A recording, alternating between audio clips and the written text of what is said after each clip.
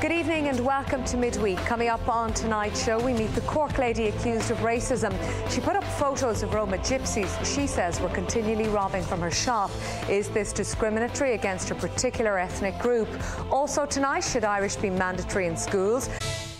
Well, it's the row that's divided Cork. My first guest has come in for criticism over her decision to display photographs of Roma gypsies in the window of her shop above the word beware. Joan Lucy says the women have been involved in alleged shoplifting and have intimidated her staff, while other people say she's being racist. Well, I'm also joined by Shalini Sinha, who lives in Ireland but has an Indian background. Where did all this start, Joan? What happened? Well, basically, I'm shocked. So if they're standing outside and they're looking in, you'd pick up the phone and ring the Gardaí and say, not at that stage, no. Not when this just started this first time. Right. We didn't. They were standing, looking in. Then the girls are standing, looking out.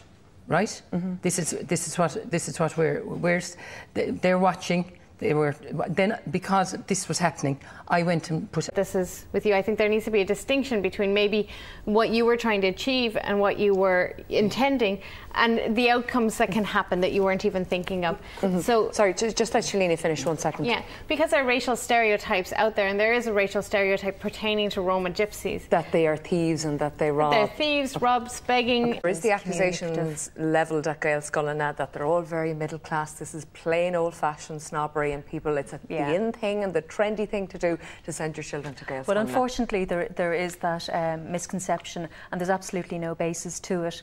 Gael Scullin are set up by the community. The suspicion, I know that some parents with special needs students, and they're talking about this exemption, and suddenly they're doing honours French and honours Spanish, and all this is going on. It's all a bit hokey. And the more languages you know, apparently, the better you are at all of these languages. Well, I studied French and German and Irish obviously in school, and I've taught myself Spanish, and I can read Italian off the back of a wine bottle. The Romance languages, there's a key in them anyway. Any linguist will tell you, anybody knows this. But look, the reality is that we're never... This whole idea of mandatory studying, I mean, the fact that student A or student B says, look, I'm just not into Irish, it's just not my bag, I'm into Spanish, I'm into French, it doesn't preclude any other student who has a real grown and love for the language to go and do it. It's what's the hang-up with getting someone who wants not to study it to as well? And we don't think to do it because we don't understand how racism works, because there's a stereotype out there. Putting up the Roma pictures with beware then feeds in, it causes a problem. And so I was, one of my ideas was to say, this is not a difficulty with Roma gypsies in general. To write that underneath the pictures. Nobody would do that. No one would think to do that. But if you're thinking about racism... The group Theatre Club takes a look at how the younger generation now feel let down by that of their parents. Well, our reporter Michael Ryan joined a group of young people to discuss it. You who would get £600,000 a week or a year for 11 hours, and you have the... Dave, what's your problem with Irish? I don't have a problem with Irish, actually.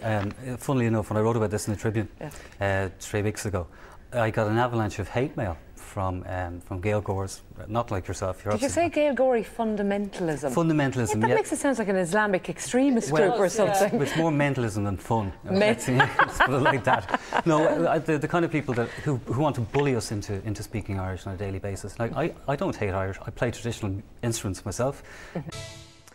You're welcome back. Well, if you're sick of seeing the same tired old faces talking about the country's problems, well, maybe it's time to hear some fresh young voices revealing how it's all affecting them. Well, a brutally honest new play from the group Theatre Club takes a look at how the younger generation now feel let down by that of... I don't want to do a disservice here to people either, Gráinne. I mean, there are many parents now who are Irish speakers and saying, hang on a second, I'm sending my children to Gael Scullin because I want them to be reared in an Irish environment. Absolutely, but... Say, for example, my husband went to the famous Colette Stone in Stillorgan. When he went there 20-odd years ago, there were 3 people from Mount Marion in his class of 60. Gráinne, that there's very few special needs children within Gael Scullin, that there would be very few immigrants within. They're small classes. Well, basically, on the whole issue of choice, absolutely, parents choose Gael Scullin or the Irish medium sector as their system of choice.